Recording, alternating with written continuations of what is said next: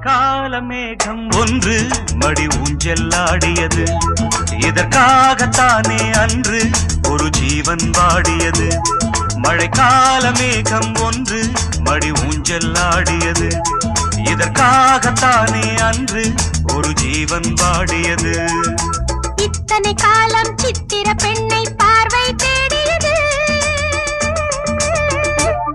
ஒரு பாடல் பாடியது.